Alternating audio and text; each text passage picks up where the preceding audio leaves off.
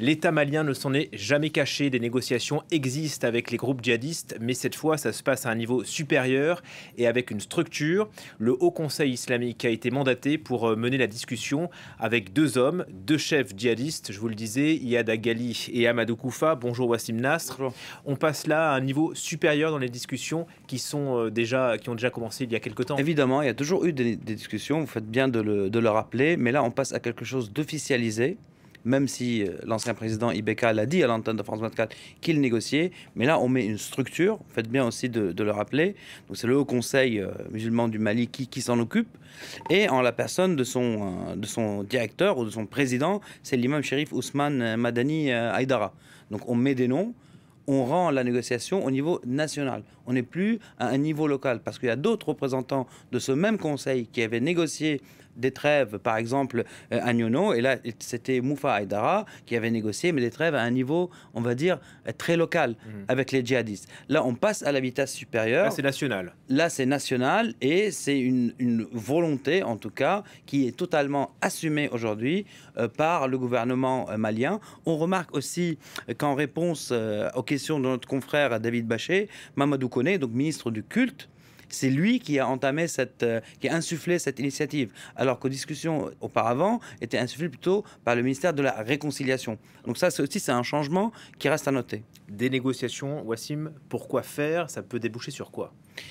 Écoutez, on verra. On ne sait pas aujourd'hui ce qu'il y a dans le panier. Donc qu'est-ce qui va être négocié?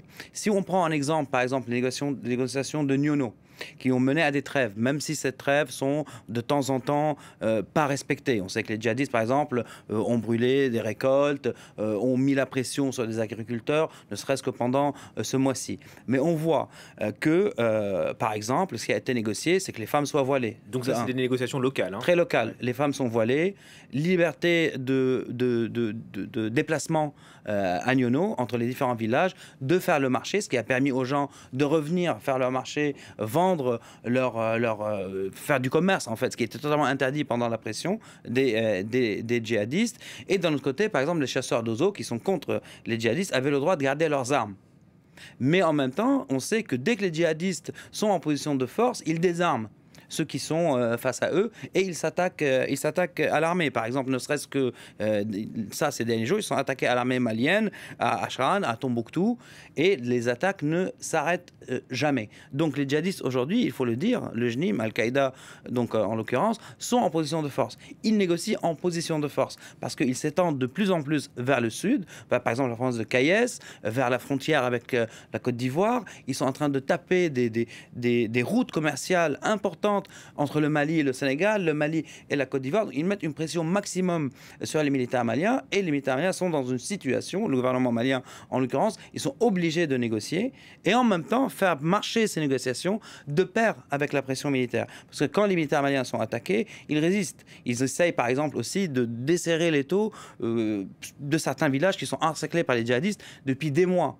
Donc aujourd'hui, l'option négociation est vraiment mise sur la table et assumée, mais ça ne veut pas dire que la pression militaire va cesser. Oui, puisqu'il y a des négociations d'un côté, mais Barkhane continue aussi son travail. Absolument, parce que la France refuse cet aspect de négociation, même si ces négociations sont nécessaires. Il y a eu un rapport de Crisis Group qui disait qu'il fallait négocier, parce qu'on est face à une insurrection. Ce n'est pas juste un mouvement terroriste, c'est une insurrection imbriquée dans le tissu local, dans le tissu économique. Moi-même, j'ai écrit un papier pour le Soufan Center cet été où je disais qu'il fallait entamer les négociations, qu'il fallait utiliser les négociations comme un levier.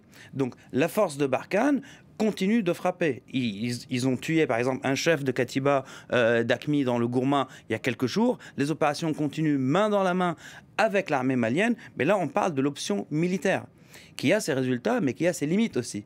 Donc malgré l'engagement français depuis plus de 8 ans maintenant, la solution politique on ne la voit pas encore. Et la solution politique doit venir à travers une pression militaire, mais aussi une négociation. Par exemple, une des résultantes de cette pression militaire, c'est que JNIM, AQMI en l'occurrence, est la seule branche d'Al-Qaïda qui a dit clairement que le combat avec la France est restreint au Mali et au Sahel, donc pas d'attentat en France. Donc ça, c'est un gain, si vous voulez, politique, ou un engagement, une ouverture pour des négociations qui est inédite et autour de laquelle on n'a pas su capitaliser. Donc c'est un levier, les négociations sont un levier, ce n'est pas soumission, guerre et négociations vont de pair. Même l'ancien chef d'état-major français Lecointre a dit, aussi à nos confrères de RFI, que la négociation était une option en situation de guerre. En tout cas, ce n'est pas encore le cas, en tout cas entre les djihadistes et la France. Deux visions, deux manières de faire. On en verra les résultats. Merci beaucoup, Wassim.